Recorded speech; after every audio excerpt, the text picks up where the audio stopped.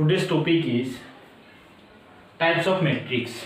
In the last video, I have discussed about the matrix, how matrix is represented, and what is column, what is row.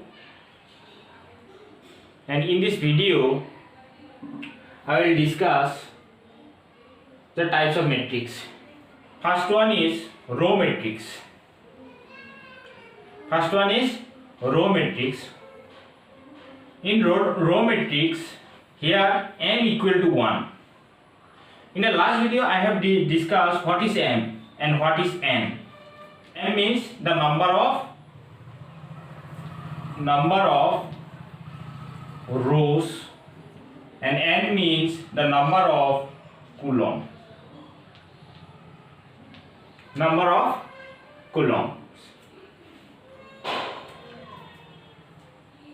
In column matrix, the number of columns is only 1. Suppose row matrix, example of row matrix will be if the number of 1, 2 and 3. These are the elements, the number of rows is 1. Mane row matrix or number of rows kita thakibo only eta thakibo. Aru column matrix ot kenekwa hobo the number of column kita thakibo eta thakibo 1 2 3. Jodi ami eta element dhoro tele ki hobo 1 2 3 keita number of column keita ase eta ase.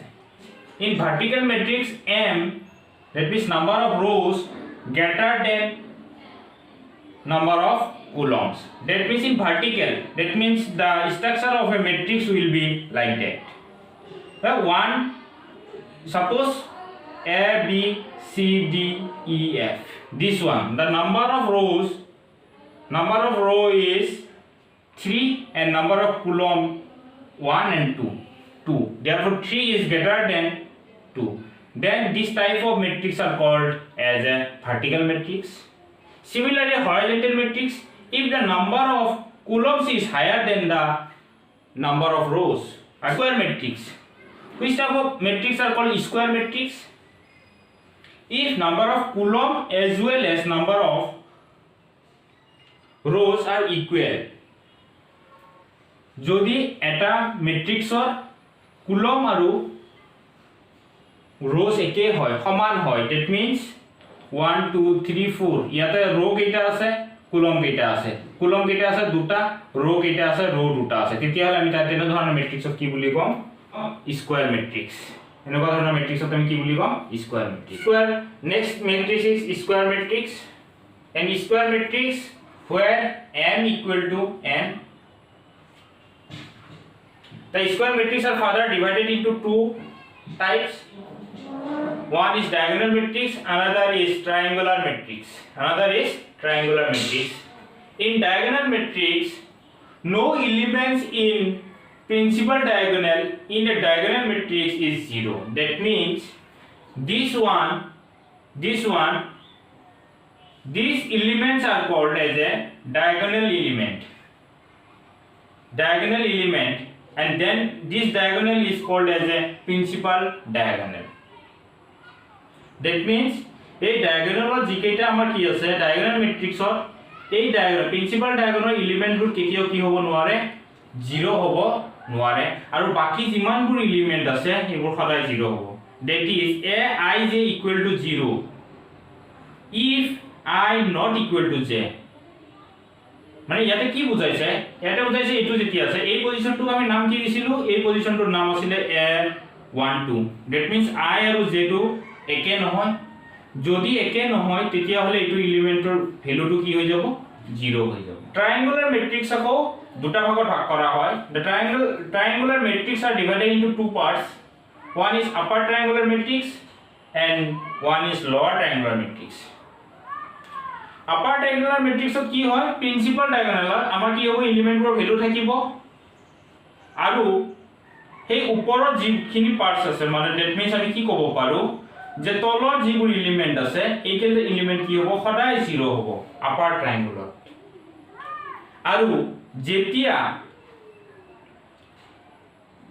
কি হ'ব I is ইয়াতে এইটো এলিমেন্টৰ নাম কি হ'ব এই এলিমেন্টটো যদি আমি লিখো এইটো হ'ব a 2 1 that means I is greater than j তেতিয়া হলে এটো এলিমেন্ট কি হ'ব 0 হ'ব এটো কি হ'ব a 31 হলে এটো কি হ'ব যেহেতু I is greater than j what is I আৰু j এটো আমি অলৰেডি প্ৰিভিয়াস ভিডিও দেখাইছো যে I আৰু j কাক কয় ইয়াতে আমাৰ আছে এটো কি হ'ব এই এলিমেন্টৰ আমাৰ পজিশন কি এই পজিশনটো হ'ল 2 1 এই এলিমেন্টৰ পজিশন হ'ল a 31 that means 31 কি হল মানে হৈছে এটো 3 নম্বৰ रो আৰু 1 নম্বৰ কলমত আছে 3 নম্বৰ रो 1 নম্বৰ কলম এই প্ৰথমটো रो বুজায় আৰু পিছৰটো কি বুজায় কলম বুজায় সেই কাৰণে কি হৈছে 3 টো কি গ্ৰেটাৰ দেন 1 আছে সেই কাৰণে 0 হ'ব আৰু ইয়াতে যেটো আছে এইটোক আমি কি বুলি কওঁ এইখিনিক আমি কি বুলি কৈছো আপাৰ ট্ৰায়াঙ্গুলাৰ সেই কাৰণে আমি ইয়াক আপাৰ ট্ৰায়াঙ্গুলাৰ মেট্ৰিক্স বুলি কওঁ ইয়াতে আছে কি লোৱাৰ ট্ৰায়াঙ্গুলাৰ মেট্ৰিক্সত কি হ'ব সেম লাইক কি হ'ব যদি কি হয় I is less than j হয় তেতিয়া হলে কি হ'ব 0 that means এই পজিশনটো আমাৰ কি আছিল এই পজিশনটো আছিল a 1 2 ইয়াতে যদি চাইছো I z কে কি হৈছে সৰু হৈ আছে মানে 2 1 is less than 2 সেই কাৰণে ইয়াৰ এলিমেন্টৰ ভ্যালু কি হৈছে 0 ঠিক হেতৰ ইয়াতো কি হ'ব ইয়াতো আমাৰ কি হৈ যাব 0 হ'ব কাৰণ ইয়াতে কি আছে a 1 3 এই পজিশনটোৰ নাম কি a 1 3 সেইকাৰণে I টো কি হৈছে less than j হৈছে সেইকাৰণে ইটো কি হ'ব আমাৰ 0 হ'ব হেতুৱে ইয়াত দিছে যদি if a I j equal to 0 হয় if I less than equal to j that means এইকেইটা পজিশনটো আমাৰ কি হ'ব ভ্যালু কেইটা কি হৈ যাব 0 হৈ যাব আৰু ইয়াকে আমি কি বুলি কওঁ আৰু লোৱাৰ ট্ৰায়াঙ্গল আমি কিয় লোৱাৰ ট্ৰায়াঙ্গল বুলি কৈছো এই লোৱাৰ ট্ৰায়াঙ্গলটো আমাৰ কি আছে ভ্যালু আছে সাম কি থাকিব ভ্যালু থাকিব আৰু ইয়াতে আপাৰ ট্ৰায়াঙ্গলত কিছুমান সাম ভ্যালু থাকিব বাকি লোৱাৰ ট্ৰায়াঙ্গলত ইয়াতে কি হৈ আছে 0 হৈ যাব ডায়াগোনাল এলিমেন্টটো আমাৰ সদায় কি হ'ব লাগিব সদায় আমাৰ কি হ'ব লাগে কিবা না কিবা এটা ভ্যালু থাকিব লাগিব 0 হ'ব পাৰে কেতিয়াবা These are the types of metric